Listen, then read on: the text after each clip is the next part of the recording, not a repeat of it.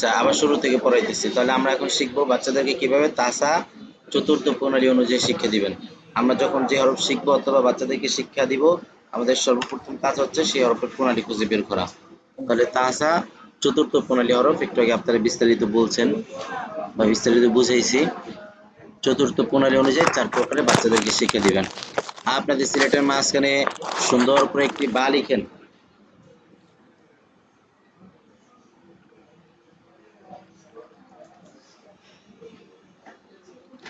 সকলেই বোর্ড দেখেন, নিচের নোক্তা মুইসা উপরে 2টা নোক্তা দেন।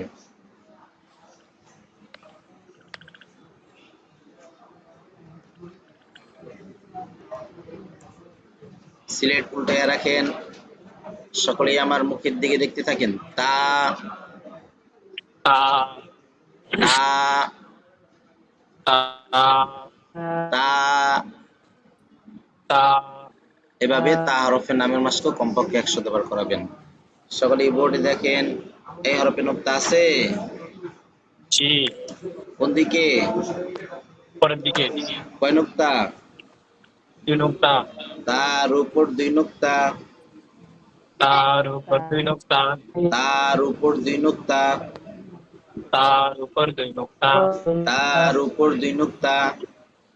তার উপর 2 নোক্তা। এভাবে নোক্তার মাস্ক কমপক্ষে 20 বার করাইবেন। উপরে একটা নোক্তা বাড়িয়ে দেন, উপরে একটা নোক্তা বাড়িয়ে দেন। সিলেট উল্টাইয়া রাখেন, সকলেই আমার মুখের দিকে দেখতে থাকেন।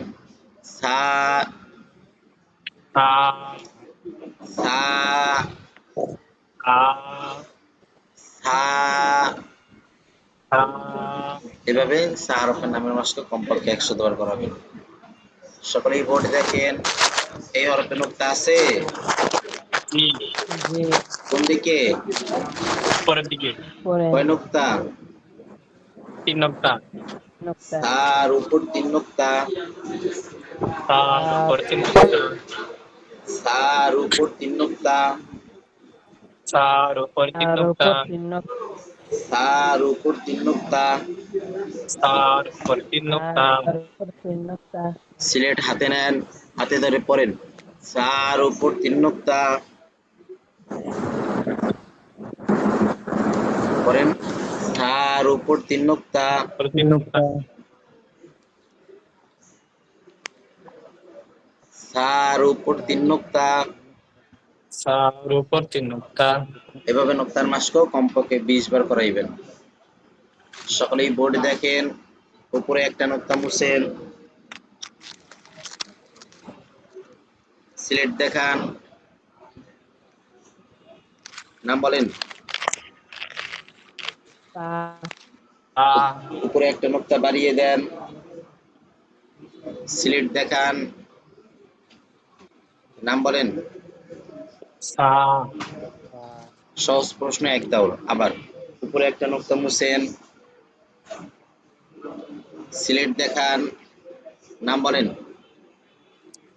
তা উপরে একটা নোক্তা বাড়িয়ে দেন। সিলেট দেখান, নাম বলেন। সা এভাবে তাসা মিলে সহজ প্রশ্ন 5 দাউর দিবেন। এবার কঠিন প্রশ্ন 5 দাউর। তা বানান, তা বানান। সিলেট দেখান, সা বানান।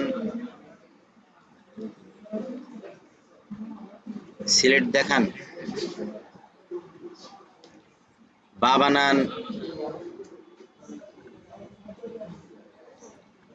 সিলেট দেখান। এ হচ্ছে কঠিন প্রশ্ন 1 দাউর। কঠিন প্রশ্নের সময় বাকেও শামিল রাখছি। এবার আবার তা বানান, সিলেট দেখান, সা বানান।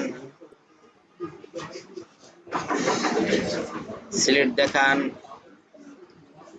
বা বানান।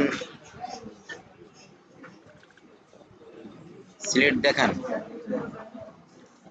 এই হচ্ছে কঠিন প্রশ্ন 2 দাউর। এরকম 5 দাউর দিবেন, পারবেন? ইনশাআল্লাহ।